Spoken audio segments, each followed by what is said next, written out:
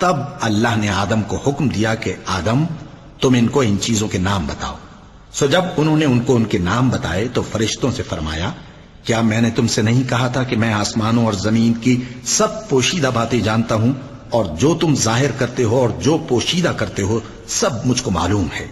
اور جب ہم نے فرشتوں کو حکم دیا کہ آدم کے آگے سجدہ کرو تو وہ سب سجدے میں گر پڑے مگر شیطان نے انکار کیا اور غرور میں آ کر کافر بن گیا۔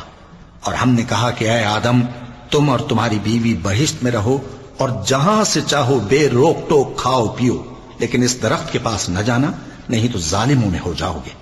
پھر شیطان نے دونوں کو اس درخت کے بارے میں پھسلا دیا اور جس عیش و نشاط میں تھے اس سے ان کو نکلوا دیا۔